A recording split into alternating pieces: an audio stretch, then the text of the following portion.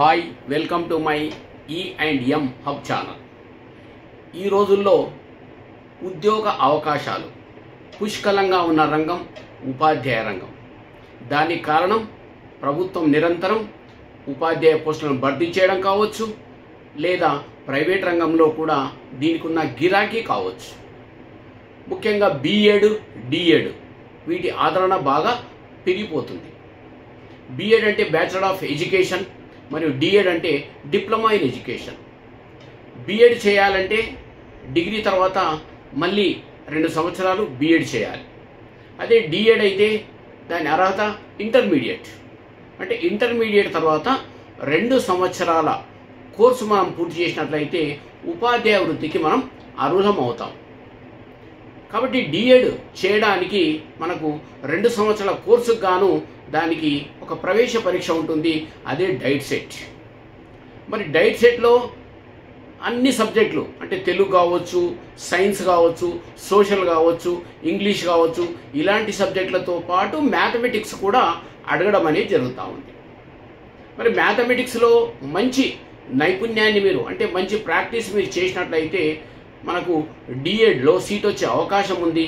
ఆ తర్వాత మనం ఉపాధ్యాయ వృత్తికి అర్హులయ్యే అవకాశం కూడా ఉంది. అందువల్ల గణితం పైన కొంచెం శ్రద్ధ చూపినట్లయితే మనం మంచి మార్కులు మరి సాధించే, మంచి స్కోర్ సాధించి మంచి ర్యాంకు సాధించేటటువంటి అవకాశం మనకు లభిస్తుంది. కాబట్టి మరి గతంలో మనకు D.Ed అంటే డైట్ సెట్లో అడిగినటువంటి ఒక మ్యాథమెటిక్స్లో ఒక ప్రాబ్లం తీసుకొని దాన్ని ఏ విధంగా సాల్వ్ చేయాలి, ఎంత తొందరగా వీలైతే ఆ తొందరగా ఎలా చేయాలి అనేది ఒకసారి ఇక్కడ చూద్దాం. ఇక్కడ గతంలో అడిగినటువంటి ఒక ప్రాబ్లం మ్యాథమెటిక్స్లో 2 power x minus 2 power x minus 1 is equal to 4. 2 power x అంటే 2 ఘాతం x మైనస్ 2 ఘాతం x minus 1 is equals to 4 అయితే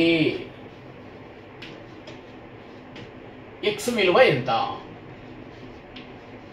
x విలువ ఎంత అంటే ఇలాంటి ప్రశ్నలు మనకు D.Edలో వస్తున్నాయి. దీని సాధన ఎలానో చూద్దాం ఒకసారి.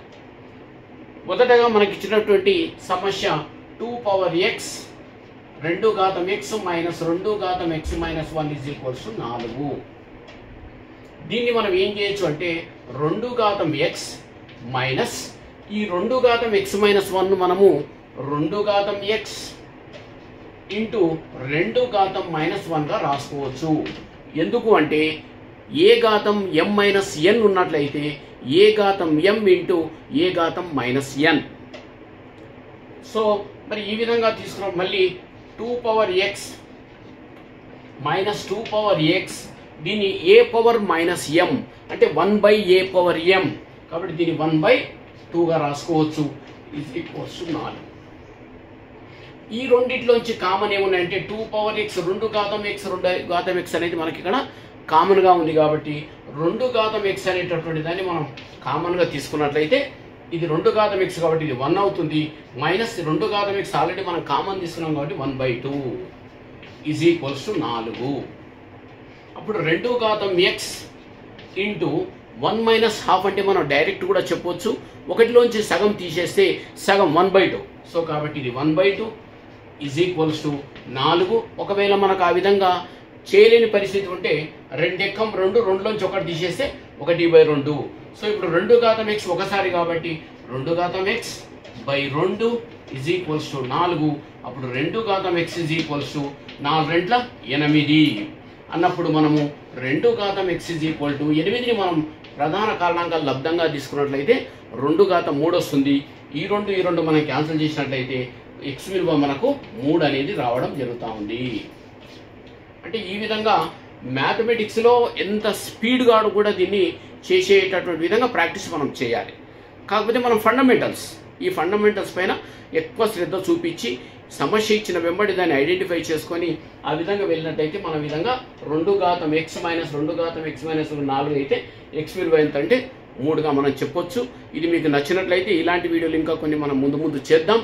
మరి ఇది అందరికీ ఉపయోగపడే విధంగా ఉంటుంది కాబట్టి ముఖ్యంగా డిఎడ్ ఎవరైతే మరి ఎంట్రన్స్ రాయబోతున్నారో వాళ్ళకి చాలా ఉపయోగపడుతుంది కాబట్టి దీన్ని లైక్ చేయండి, షేర్ చేయండి, అదేవిధంగా సబ్స్క్రైబ్ చేస్తూ మరి ఏమన్నా ఉంటే కామెంట్ బాక్స్లో తెలుపవలసిందిగా కోరుతున్నాను సార్. Thank you.